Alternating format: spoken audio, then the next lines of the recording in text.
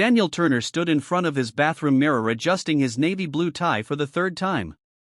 The reflection showed a man in his early 40s with kind eyes that carried both wisdom and weariness. His fingers moved automatically through the familiar motions while his mind wandered to the meeting ahead. Today could change everything for his company, and he felt the weight of that possibility in his chest. The house was quiet, save for the gentle hum of the air conditioning. He bought this place 5 years ago when his tech company first hit it big, but he kept it modest by CEO standards, a 4-bedroom home in a nice neighborhood, nothing flashy. That was just his style. The real splurge had come last month, the private jet he dreamed about since he was a kid, reading aviation magazines in his mom's hair salon. Walking down the stairs, Daniel grabbed his briefcase from the kitchen counter. Photos lined the wall, his parents at his college graduation, him cutting the ribbon at his company's first office, his team celebrating their first major contract. Each image told a story of hard work and determination, of proving people wrong without making a fuss about it. His phone buzzed, a text from his assistant Maria, "Car's here. Everything's set at the hangar." Daniel smiled, grateful for her efficiency. He'd hired her when the company was just him and 3 developers working out of a converted garage. Now she managed a staff of 20, handling everything from his schedule to corporate communications. The drive to the private hangar was smooth, traffic still light in the early morning hours. Daniel used the time to review his presentation one last time, though he practically knew it by heart. The partnership they were pursuing would revolutionize their data security platform. More importantly, it would create jobs opportunities for people who, like him, just needed a chance to prove themselves. As the car pulled up to the hangar, Daniel felt that familiar mix of pride and disbelief. The jet was actually his. He'd earned it, honestly built his company from nothing, paid his taxes, played by the rules. Still, sometimes it felt surreal, like he might wake up back in his old apartment staring at a stack of unpaid bills. The hangar staff greeted him with warm smiles and respectful nods. He knew most of them by name, Tom at security, Sarah handling the flight plans, Mike doing the pre-flight checks. Daniel made it a point to treat everyone with respect, remembering how it felt to be invisible, to have people look through you rather than at you. He walked across the spotless hangar floor, his shoes clicking against the concrete. The morning sun streamed through the high windows, catching the polished surface of his jet. It was beautiful, sleek and modern, but not ostentatious. Just like his house, just like his office, just like everything else in his life. Daniel had learned early on that, as a black man in his position, everything he did was scrutinized. Flash too much wealth, you're showing off. Be too modest, you're hiding something. It was a delicate balance he'd mastered over the years. His pilot, James, was already doing the final preparations. They exchanged a quick greeting, discussing the weather and flight path. The familiarity of the routine calmed Daniel's pre-meeting jitters. This was his world now, even if some people couldn't believe it. Daniel settled into one of the leather seats, spreading his documents on the small table in front of him. The cabin still had that new plane smell, a mix of leather and fresh carpeting that reminded him how recent this achievement was. He thought about calling his mom, knowing she'd be up early as usual, probably already at the salon. She'd been his first investor, remortgaging her house to give him startup capital when no bank would touch him. The sound of voices outside caught his attention. Usually, the pre-flight routine was quiet, efficient. These voices seemed different, authoritative, demanding. Daniel looked up from his papers, a slight frown crossing his face. Through the window, he could see 2 police officers approaching the jet. Something in their stance made his stomach tighten. He'd seen that walk before, that purposeful stride that meant trouble. Growing up on Chicago's South Side, he'd learned to read body language like that early. It had saved him more than once. But this was different. This was his private hangar, his jet, his world. He was Daniel Turner, CEO of Turner Tech Solutions, not some kid on the street. The flight attendant appeared at the cabin door, her professional smile strained. "Mr. Turner, there are 2 officers here who'd like to speak with you." Her voice carried an apologetic note, as if she already knew what this meant. Daniel took a deep breath, straightening his tie more out of habit than necessity. As he stood, he caught his reflection in the window, successful businessman, respected leader, mentor to dozens of young entrepreneurs. None of that would matter in the next few minutes, and he knew it. The morning sun felt suddenly harsh as he stepped out of the jet. The officers stood at the bottom of the stairs, hands resting near their belts in that casual but ready way he recognized all too well. Behind them, he could see Sarah at her desk, phone pressed to her ear, concern etched on her face. Tom hovered nearby, clearly uncomfortable with the situation but unsure how to help. "Good morning, officers," Daniel said, keeping his voice steady and professional. "How can I help you?" He maintained eye contact, careful not to make any sudden movements. 20 years of business success, a fortune in the bank, and here he was falling back on the survival skills his father had taught him when he was 12. The taller officer stepped forward, his badge catching the sunlight. "Sir, we've received reports of suspicious activity around this aircraft. We need to verify your identity and purpose here." His tone suggested he'd already made up his mind about both. Daniel felt a familiar weight settle in his chest.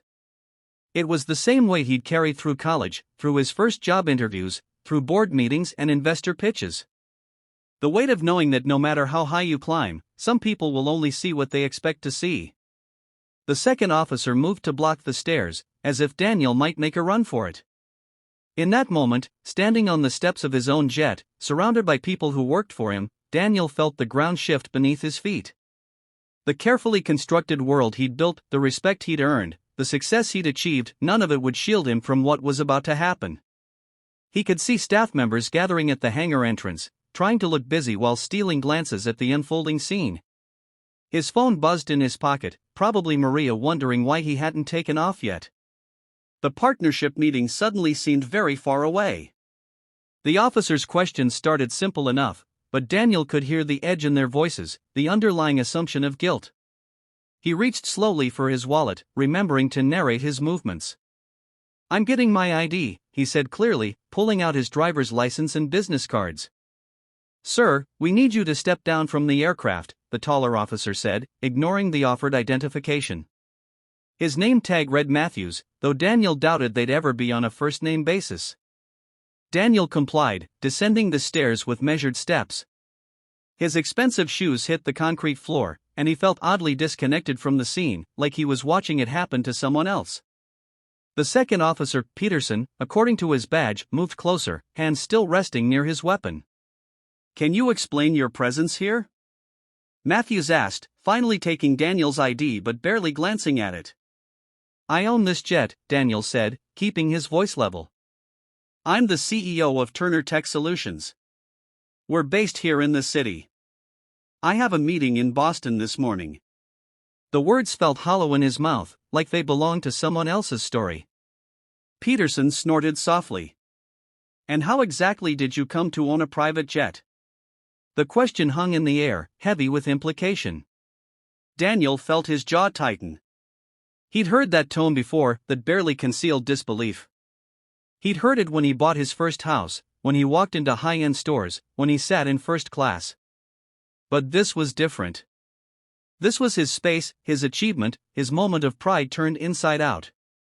"I built my company from the ground up," he explained, though he knew it wouldn't matter. "We specialize in cybersecurity solutions. The jet was purchased last month through legitimate channels. All the paperwork is on file." Matthews was typing something into his phone, presumably running Daniel's information. The morning sun had climbed higher, and Daniel could feel sweat beginning to form under his collar. Behind the officers, he could see more staff gathering, their faces a mix of concern and embarrassment. "We've had reports of unusual activity," Peterson pressed. "People who don't seem to belong here, coming and going at odd hours." Daniel almost laughed at that. People who don't seem to belong here. How many times had he heard those words, spoken or unspoken, in college classrooms, in executive boardrooms, at country clubs and charity galas? Now, here at his own jet. "Those people are my employees," he said quietly. "We often work late hours. We have clients in different time zones." He could see Sarah still on the phone, probably calling someone who could help. But who do you call when the authorities are the ones causing the problem? "Sir, we're going to need you to come with us," Matthews announced, putting away his phone. "There are some inconsistencies we need to clear up." Daniel felt his heart rate spike, but his face remained calm. Years of business negotiations had taught him to hide his emotions. "I have an important meeting in Boston," he said. "My pilot can confirm my schedule. My assistant can provide you with any documentation you need." Peterson moved behind him, and Daniel heard the distinctive sound of handcuffs being removed from a belt. The sound echoed in the hangar, drawing more stares.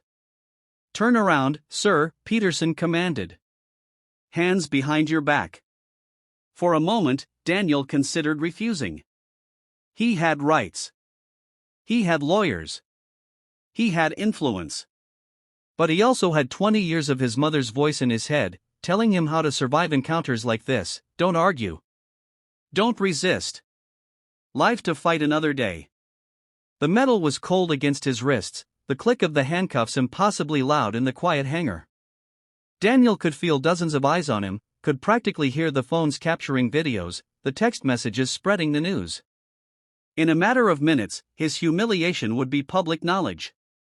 As they led him across the hangar floor, Daniel caught glimpses of familiar faces: Tom, the security guard, looking away in shame; Sarah, tears in her eyes, still clutching her phone; Mike, the mechanic, shaking his head in disbelief. These people had respected him, looked up to him. Now they were watching him being led away like a common criminal. His phone kept buzzing in his pocket. Maria would be panicking by now. The meeting in Boston would have to be rescheduled if his potential partners even wanted to deal with him after this. Years of careful reputation building could unravel in the time it took to watch a viral video. The walk to the airport security office felt like a parade of shame. Early morning travelers stopped to stare, phones raised to capture the spectacle. Daniel kept his head high, but inside he was calculating the cost, not in dollars, though this would certainly affect his company's stock price. No, he was calculating the cost in trust and dignity, in the carefully maintained image of success that had allowed him to operate in spaces where people like him. They passed a group of young black employees heading to their shifts at the airport. Daniel saw the recognition in their eyes, followed by confusion, and then understanding. He wanted to tell them not to let this discourage them, that success was still possible, that things were getting better. But the handcuffs dug into his wrists, reminding him that maybe he'd been lying to himself all along. The security office door closed behind them with a heavy thud, sealing Daniel off from the world he'd built. He was left alone with his thoughts and two officers who had already decided who and what he was, regardless of the truth lying in plain sight on his business cards, in his wallet, and parked in his private hangar outside. The security office felt smaller than it was, its fluorescent lights harsh against the gray walls. Daniel sat in an uncomfortable plastic chair, his wrists still bound behind him. Officer Matthews stood by the door, while Peterson rifled through Daniel's briefcase, spreading documents across a metal desk like he was dealing cards. Outside the frosted glass windows, shadows moved back and forth. Word had spread quickly through the airport, drawing a crowd of onlookers. Their murmured conversations filtered through the thin walls, mixing with the sound of radio chatter and ringing phones. "These documents," Peterson said, holding up the partnership proposal Daniel had spent weeks perfecting, "where did you get them from?" "I wrote them," Daniel replied, fighting to keep the frustration from his voice. "With my team, for the meeting I'm supposed to be at right now." Matthews checked his phone again. "According to our information, there have been several unauthorized entries to the private hangar area over the past week. Late-night activities, people coming and going." "Those were my developers," Daniel explained for what felt like the 100th time. "We're launching a new security platform. Sometimes we work late. Everything is logged and documented." A young officer stuck his head in the door, whispering something to Matthews. More people had gathered outside, some with press badges. Daniel could feel his carefully constructed world starting to crack. One viral video, one sensational headline, and 20 years of work could crumble. His thoughts drifted to his parents. His mother would see this on the news, would have to face her customers at the salon. His father, who had taught him to stay calm in situations like this, would feel that old familiar pain. They'd lived through the civil rights era, had seen progress made and promises broken. Now they would watch their son, their success story, handcuffed and humiliated. Peterson picked up Daniel's phone, which hadn't stopped buzzing. "You've got a lot of missed calls here, a lot of messages." "My assistant," Daniel said, "and probably my lawyers by now." He didn't mean it as a threat, but Peterson's face hardened anyway. Through the window, camera flashes started popping. Someone had leaked his name to the press. Daniel could already imagine the headlines: "Tech CEO detained at airport." His investors would be calling soon. The board would want an emergency meeting. The partnership in Boston was probably already dead. A new officer entered the room, carrying printouts. Daniel recognized the format. They were running background checks, looking for any excuse to justify their actions. The irony wasn't lost on him. His company specialized in security systems, helping businesses protect themselves. Yet here he was, powerless to protect his own dignity. "Mr. Turner," Matthews said, reading from one of the papers, "it says here you've had quite a rise in wealth over the past few years. Care to explain that?" Daniel took a deep breath. "My company went public 2 years ago. All the financial records are public. Every transaction, every contract, every dollar is documented and audited." "And the jet?"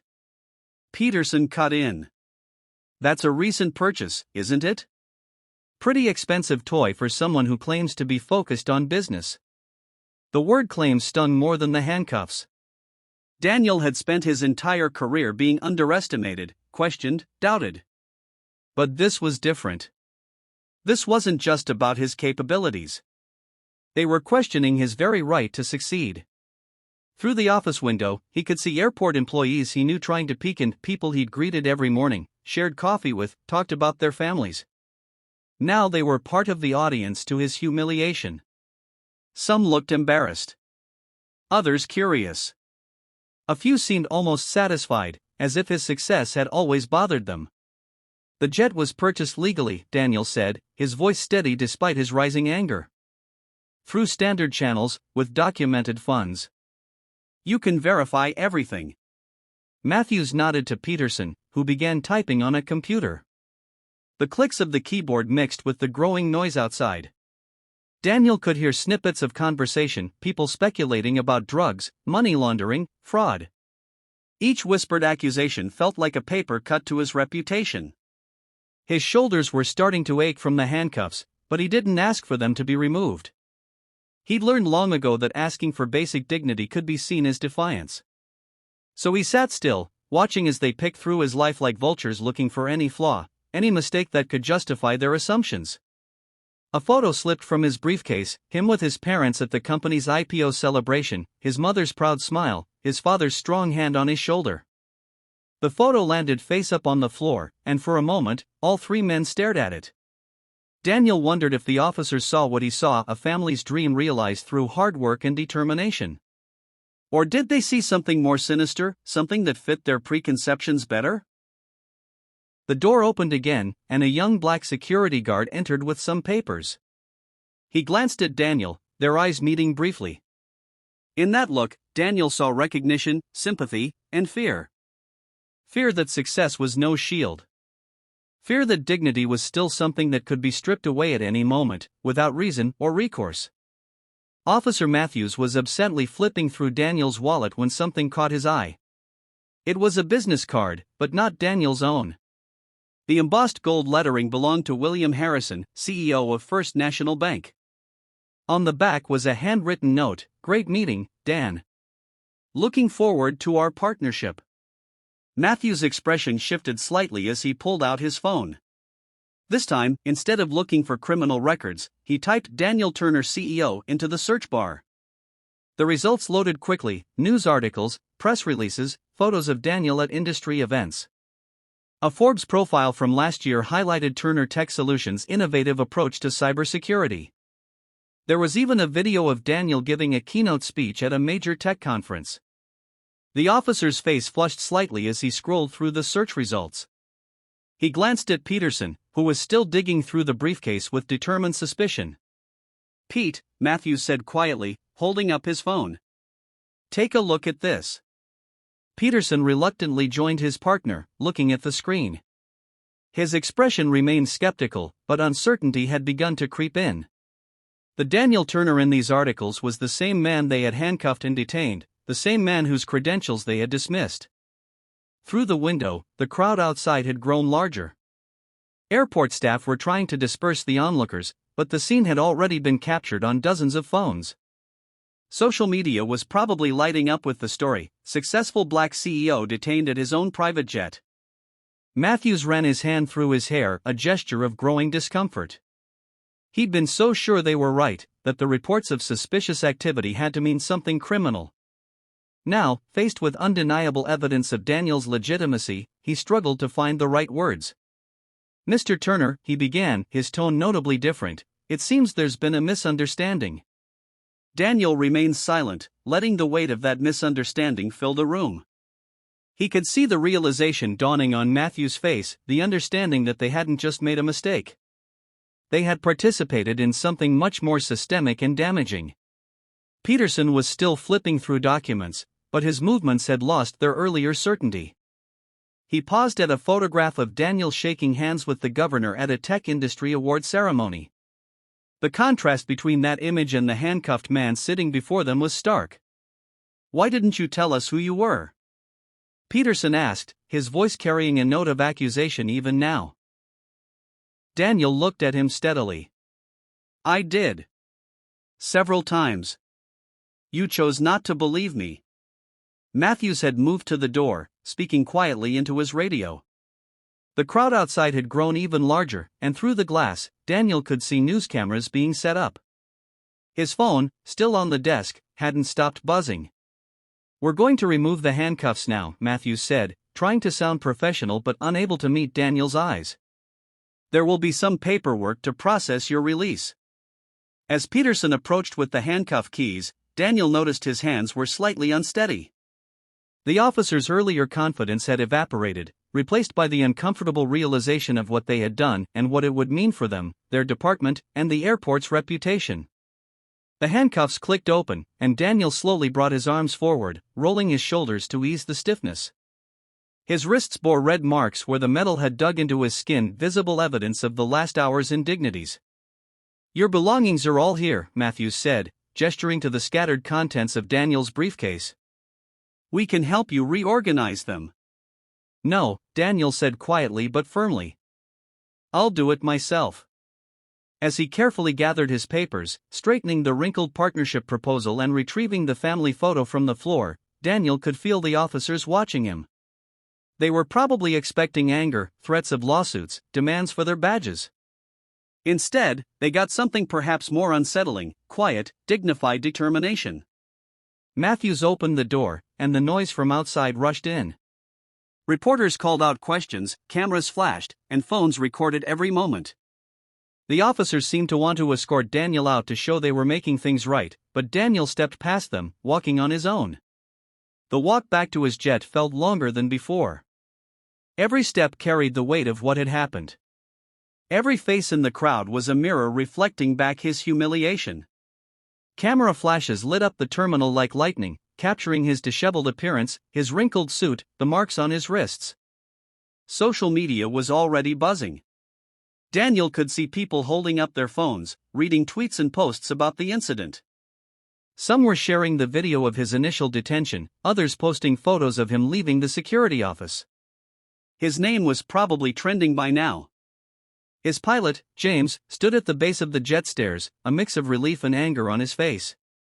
The flight crew had stayed, despite the delay, despite the spectacle.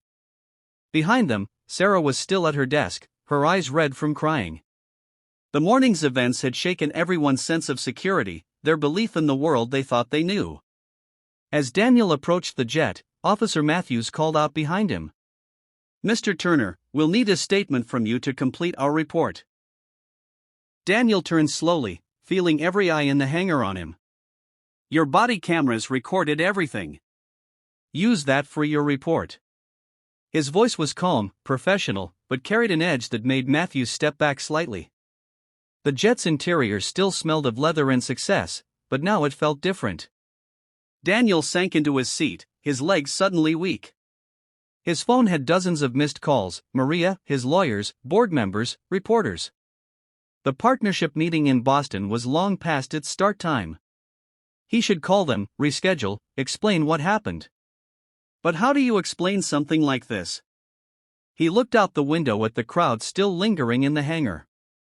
They were watching, waiting, probably expecting some kind of statement or scene. That's how these stories usually went. The wronged party either exploded in justified anger or offered gracious forgiveness. But Daniel felt neither rage nor forgiveness, just a deep, hollow exhaustion.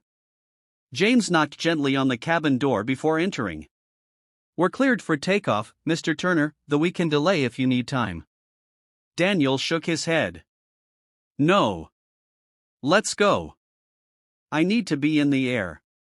Away from the stairs, the cameras, the whispered conversations. As the engines roared to life and the jet taxied toward the runway, Daniel finally allowed himself to breathe deeply. He stared out the window, watching the crowd in the hangar fade into the distance. With every inch of altitude gained, the chaos below seemed smaller, more insignificant, yet the weight in his chest remained. His phone buzzed with another incoming call. He glanced at the screen: Maria. He let it go to voicemail, knowing she would have rescheduled the Boston meeting and handled the immediate fallout.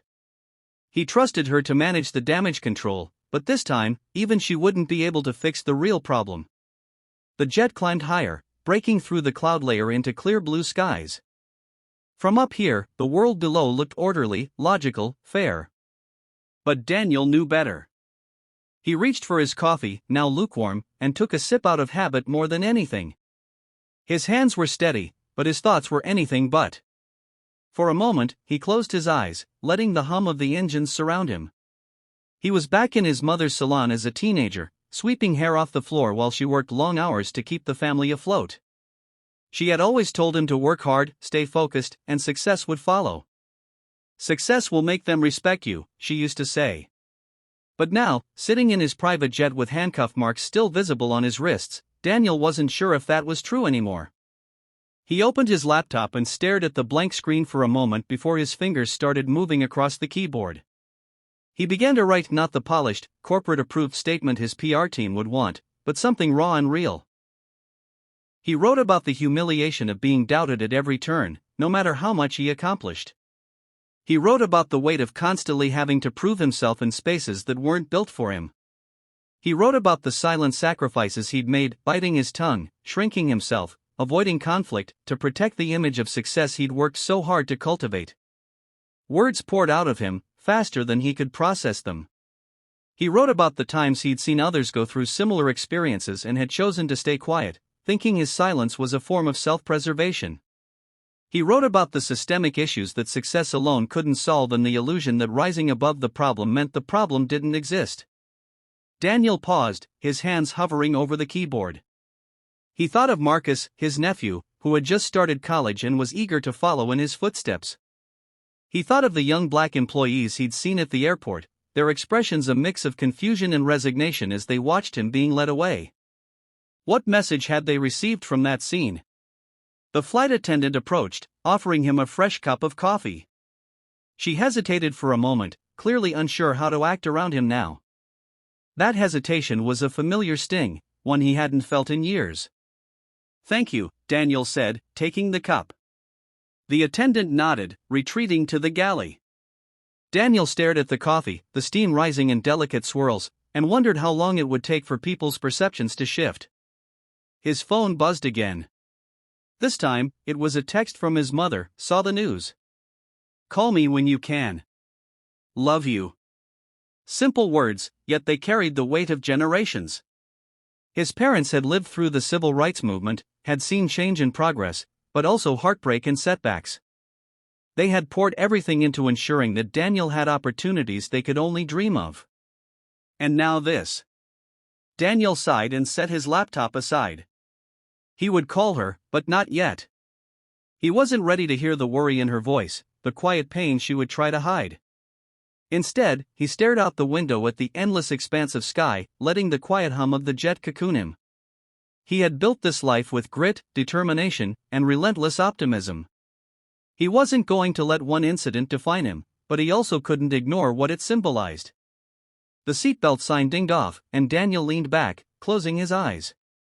This wasn't just about him anymore.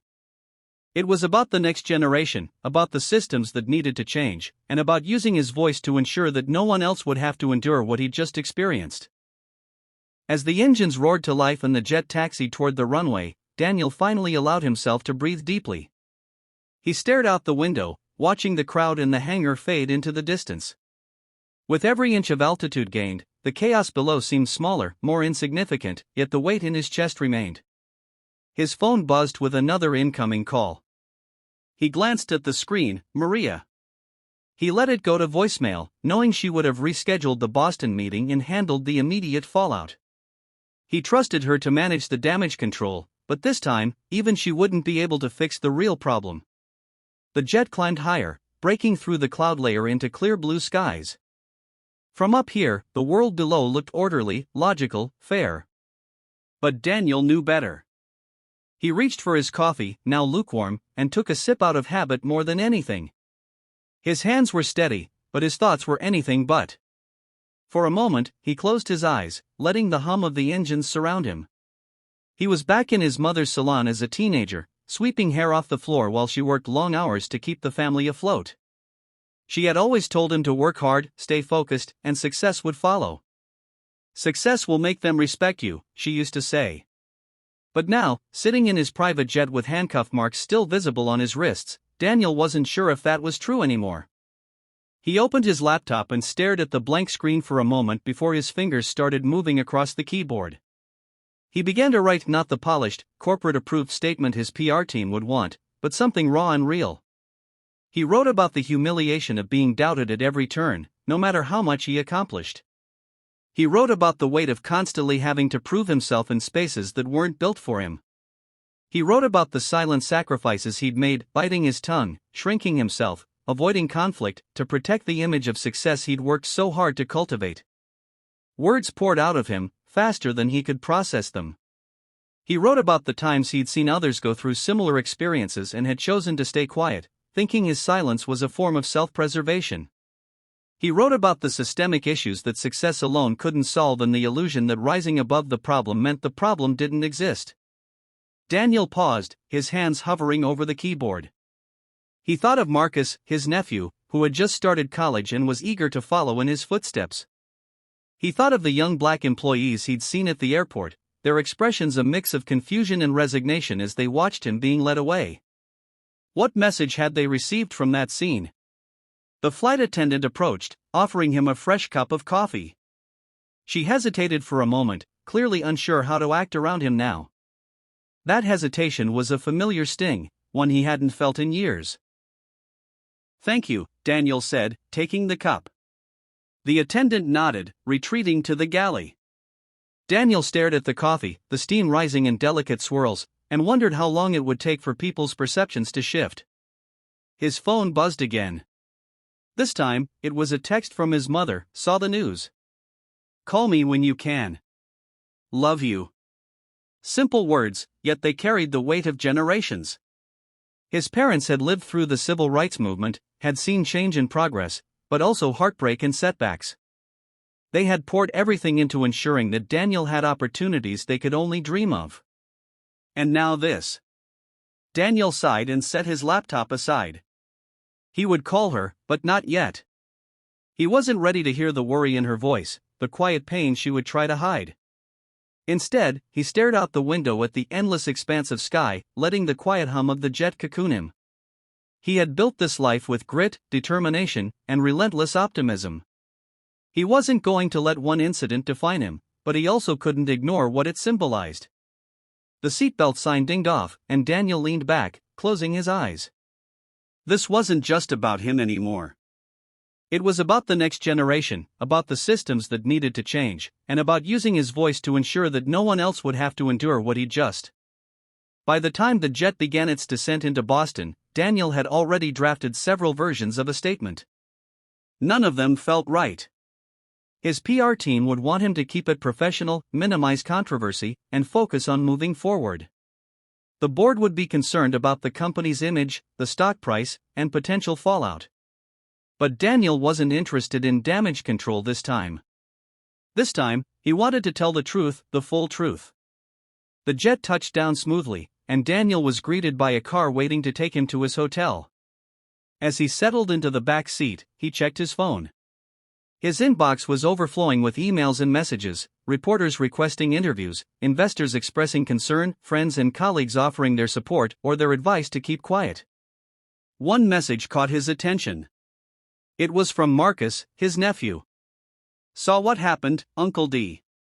Are you okay?"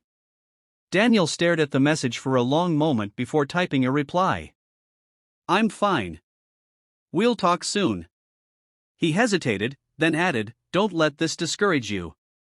The hotel room was quiet, almost sterile. Daniel dropped his bags by the door and sat on the edge of the bed, staring at the city skyline through the window. His thoughts were racing, but one thing was clear: he couldn't let this moment pass without saying something meaningful. He opened his laptop again and began typing. This time, the words came with more clarity.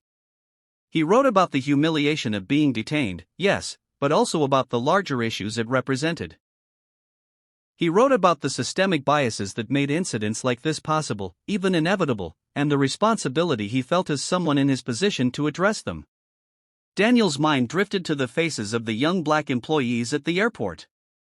He thought about Marcus, about all the young people who looked up to him and saw his success as proof that they could achieve the same. What would they think now? What lesson would they take from this? He didn't want them to see this as a sign to give up or to stop dreaming big. But he also couldn't let them believe that success alone would shield them from prejudice. He needed to show them that the fight didn't end when you reached the top, it simply changed. As he typed, Daniel felt a new sense of purpose taking shape. He couldn't change what had happened, but he could control how he responded. He could use his voice, his platform, and his resources to push for real change. His phone buzzed with another message. This time, it was from Maria. The Boston partners have agreed to reschedule the meeting for next week. They're concerned about the situation but still interested in moving forward. Let me know how you'd like to handle it. Daniel sighed. He appreciated Maria's efficiency, but the partnership felt less important now. There were bigger things at stake. He replied simply, "Thanks, Maria. Let's touch base tomorrow." As the night wore on, Daniel continued refining his statement. He thought about the times he'd stayed silent in the past, choosing to focus on his work instead of addressing the systemic issues he saw around him. He'd told himself that his success was a form of protest, that simply existing in spaces where people like him weren't expected to thrive was enough. But now he realized it wasn't. The next morning, Daniel woke to a flurry of headlines. The incident had gone viral, with millions of views across social media platforms. News outlets were running stories with a variety of angles, some sympathetic, others sensational. His PR team had sent him several drafts of a statement, all carefully worded to minimize controversy. But Daniel didn't even open them. Instead, he returned to the document he had been working on the night before. He took a deep breath and began making final edits. His statement wasn't about damage control or appeasing investors. It was about truth, about confronting the biases and assumptions that had led to his detention. It was about using his voice to advocate for change, not just for himself but for everyone who faced similar challenges. When he was finished, he sent the statement to Maria with a simple instruction: release this. She called him almost immediately. "Daniel, are you sure? This is going to stir things up." "The board." "I know," he interrupted. "But this isn't about the board. It's about doing what's right." Maria was silent for a moment before she replied, "Okay. I'll handle it." The statement went live later that morning, and the response was immediate. Daniel didn't hold back. He described the incident in detail, but he also placed it in a larger context. He talked about the subtle and overt biases he'd faced throughout his career, from being overlooked for promotions to being questioned about his success. He called for systemic change, not just in law enforcement but in corporate America, education, and beyond. The backlash was swift. Conservative media labeled him as a complainer and accused him of playing the victim. Some clients quietly pulled their business, and a few board members resigned in protest. Turner Tech's stock price dipped as investors reacted to the controversy. But there was also an outpouring of support. Messages flooded in from other black executives and entrepreneurs who shared their own stories of discrimination. Activists praised Daniel for speaking out, and younger professionals thanked him for giving them a voice. His inbox was filled with emails and messages from people he had never met but who saw themselves in his story. Among the emails was one from Marcus. "Uncle D, I showed your statement to my friends. We talked about it in class. People are actually starting to get it now. Thank you for saying what needed to be said." Daniel smiled as he read the message. He could feel a shift happening, however small. For every critic or lost client, there was someone who understood the importance of what he was doing. Later that day, Daniel sat down with his team to discuss the fallout. The meeting was tense, with board members expressing their concerns about the company's image and financial stability. One board member, an older white man, spoke up. "Daniel, we appreciate your passion, but this kind of controversy could damage the company. Maybe it's time to let the issue rest and focus on moving forward." Daniel looked around the room, seeing the mix of expressions, some supportive, others hesitant, a few outright disapproving. He took a deep breath and responded. "Let me be clear," he began. "I didn't build this company to play it safe. I built it to make a difference, to create opportunities for people who, like me, were overlooked and underestimated. If speaking out makes some people uncomfortable, that's a risk I'm willing to take. Because this isn't just about me, it's about everyone who's ever been doubted, dismissed, or denied a fair chance." The room fell silent. Maria, sitting at the far end of the table, gave him a small nod of approval. After the meeting, Daniel returned to his office, exhausted but resolute. He opened his laptop and began drafting an internal memo to his employees. He wanted them to know that he wasn't backing down, that their company stood for more than profits and market share. Over the next few weeks, the conversation around Daniel's story continued to grow. Activists and industry leaders called for accountability and reform, using his experience as a rallying cry. Turner Tech announced new initiatives focused on diversity, equity, and inclusion, not just within the company but across the tech industry. The changes weren't just symbolic. Daniel partnered with organizations to provide mentorship and funding for underrepresented entrepreneurs. He hosted workshops and panels to discuss systemic bias and how to address it in meaningful ways. At the same time, the Boston partnership moved forward, albeit cautiously. The initial tension had faded, replaced by a new sense of mutual respect. The partners saw Daniel not just as a businessman but as a leader unafraid to stand up for his beliefs. 6 months later, Daniel found himself on stage at a tech conference, addressing a packed audience. The crowd was more diverse than he had ever seen, a testament to the work being done to change the industry's landscape. He spoke candidly about his journey, the challenges he had faced, and the lessons he had learned. "Success isn't just about what you achieve," he told them. "It's about what you do with that success, how you use it to uplift others, to challenge the status quo, to push for a better future.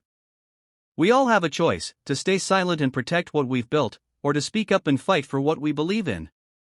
I made the wrong choice once. I won't make it again." The audience erupted into applause, but Daniel wasn't looking for validation. He was looking for change. That evening, as Daniel boarded his jet to return home, he thought about how far he had come since that humiliating morning in the hangar. The leather seats still smelled of success, but success meant something different now. His phone buzzed with a message from Marcus. "Ready for that internship this summer?" Daniel smiled and replied, "Absolutely. Let's get to work." As the jet took off, Daniel stared out the window at the setting sun. The world was far from perfect, but it was changing, slowly but surely. And this time, he wasn't just watching from the sidelines, he was helping steer the course. Understood. I'll extend the narrative, exploring further impacts and developments in Daniel's story. Months later, Daniel's decision to speak out had sparked not just a movement within the tech industry but a broader conversation about systemic inequalities across sectors. His story had become a case study in business schools, a topic of discussion in corporate boardrooms, and a rallying point for activists demanding change. Despite initial pushback, Turner Tech Solutions had emerged stronger. The company's commitment to equity and inclusion had attracted new clients who valued its principles. Investors who had doubted Daniel's approach began to see the long-term potential of aligning with a socially conscious leader. But not everything was easy. Daniel faced ongoing criticism from certain corners of the media and business world. Conservative pundits accused him of using the incident to gain publicity. Some competitors tried to exploit the controversy, portraying Turner Tech as too politically driven. Even within his company, a few employees expressed concerns about the heightened scrutiny. One day, during a town hall meeting with his staff, Daniel addressed these issues head-on. "I know this hasn't been easy," he said, standing at the front of the room. "Some of you might be wondering if we're taking on too much, if this focus on social issues distracts from our mission. Let me be clear, our mission isn't just to build great technology. It's to build a better future. And that means standing up for what's right, even when it's uncomfortable." The room was silent for a moment before applause broke out. Maria, sitting in the front row, smiled at him, her expression a mix of pride and determination. Meanwhile, Daniel's personal life had also changed. The incident at the airport had brought him closer to his family, especially Marcus. The two began meeting regularly, discussing not just career goals but broader topics like leadership, integrity, and the responsibilities that come with success. One evening, as they sat on Daniel's patio overlooking the city skyline, Marcus asked, "Uncle D, do you ever wish you just stayed quiet? Wouldn't it have been easier?" Daniel thought for a moment before replying. "It would have been easier, sure. But easier isn't always better. If I'd stayed quiet, what message would that have sent to you, to the employees who look up to me, to the people who face these challenges every day? Speaking out wasn't just about me. It was about all of us." Marcus nodded, his expression thoughtful. "I get it. I just hope I can be as brave as you when it's my turn." "You will be," Daniel said with a smile. "And you'll have help. You're not in this alone." Over the next year, Daniel expanded his efforts beyond the tech industry. He began collaborating with leaders in education, healthcare, and criminal justice to address systemic biases in their fields. He partnered with nonprofits to create mentorship programs for underrepresented youth and launched an initiative to provide grants to minority-owned startups. He also became a sought-after speaker, appearing on panels and giving keynote addresses at conferences around the world. But no matter how big the stage, he always brought the focus back to the people who inspired him, his parents, his employees, and young dreamers like Marcus. One day, while speaking at a university, Daniel was approached by a student who handed him a handwritten note. The note read, "Thank you for showing us that success doesn't mean silence. You've given us hope." Daniel folded the note carefully and slipped it into his pocket.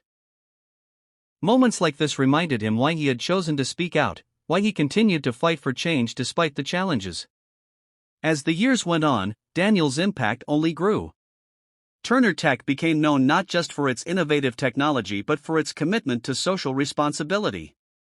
Other companies followed its lead, implementing similar initiatives and adopting policies that promoted equity and inclusion. Daniel often reflected on the journey that had brought him to this point.